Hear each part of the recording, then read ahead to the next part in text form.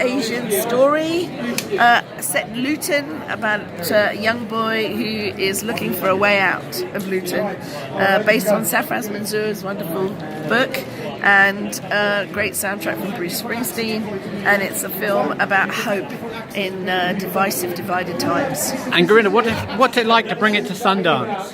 Oh, it's fantastic. I mean, it's the premier festival for independent films, and that's what I am, an independent filmmaker. So this is the place, if you want to make an independent film that has an impact, this is the place to be. So does the film have a very underlying political tone, or? Yes. Right.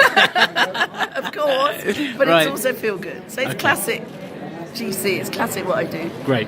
Thank you so much. Sarfraz in the movie. Yeah. How close is it to the book? Would we recognise him from the book on screen? I think so. Yeah, there's loads of little tidbits. It's not all the book. Obviously, it's like had to be sort of heavily adapted for the screenplay, which Gurinder was great at doing, I think.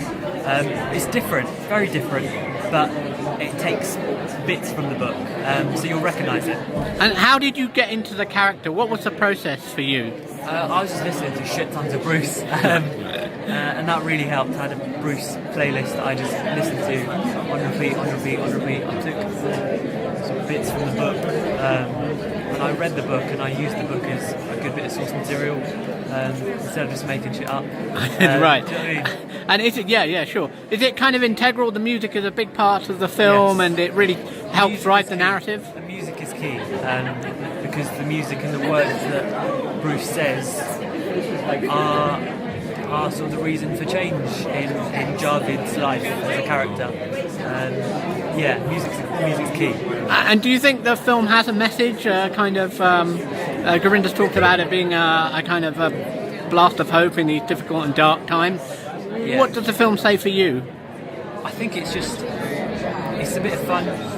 Firstly, it don't take itself too seriously. It brings you in with some comedy and some humour, but then it gets at points down to the nitty gritty, and it's serious stuff and serious issues it tackles, but in like a sort of hybrid musically thing, Right. so you can flip in, sing along if you get bored at the dramatic scenes. I don't know. And what was it like having? This is your first kind of big starring role. Yeah. Did you feel the pressure, the responsibility? A little bit, not too much, you know. Right. I sort of knew what I had to do, did it, got it over with.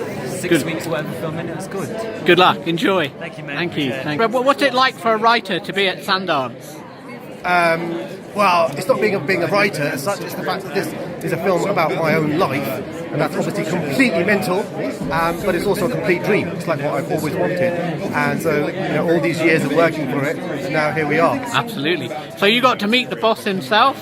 Yeah, I met him, to be honest, I met him a bunch of times, but the amazing thing is that hopefully this film is going to be something which is going to convince other people of the genius that is Springsteen, not just people who are already his fans. So I'm really, really excited about getting a sense of what people's reaction is going to be towards the film. And does the film have an underlying message at all? Yeah, I mean, the first message is that music and art can transcend where you come from. It's not really about where you're from; it's about what you're into.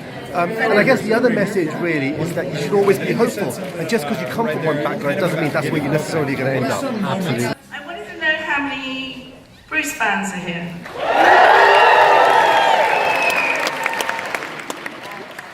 Somebody humour me?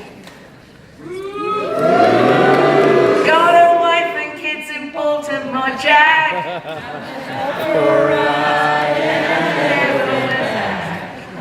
And the film for me, the choice to make the film was really to counteract somehow this feeling of division and sort of ugliness that I was seeing around me post-Brexit, and certainly some things happening here as well in this country.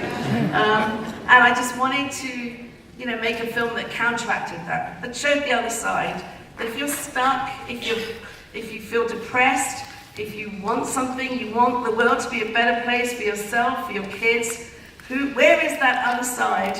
And that was really what I was trying to do with this movie. When he finished his book, he gave it to me, and I said, I know how to make this into a film, but we can only make it with Bruce's permission, otherwise it will never work. And fortuitously, in 2010, Bruce was coming to London for the premiere of his movie The Promise, and I was invited to the premiere, and Sarfraz, I took Sarfraz as my +1, and we both stood on the red carpet as he was coming. I stood at one side of it, Sarfraz stood on the other side, and we both had our cameras like that, so that when Bruce walked past, we both go like this.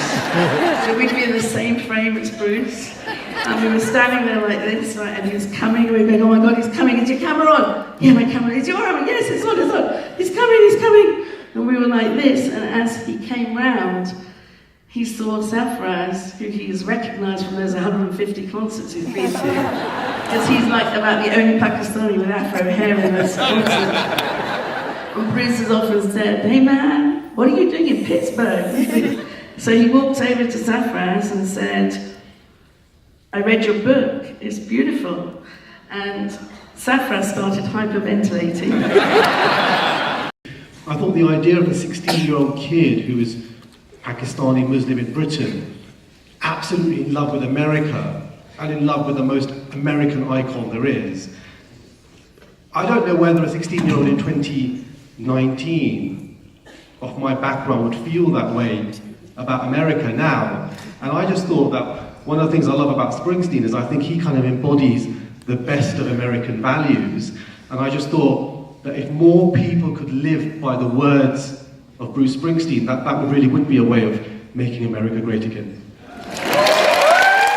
This guy is amazing, for one thing. And what was great is when we first met, you know, this is like, because it's not fiction, it was really important that this guy was going to be good, and so I basically took him to Luton. I showed him around the house where I grew up. I took him and showed him loads of my photographs. I showed him all my poems, and I basically kind of gave him a kind of crash course in me and the book. And then I said, do what the hell you want with it. You don't have to use any of it, but at least you know it. And then I think you must have just absorbed some of it and then run with it in your own way. Yeah, pretty much.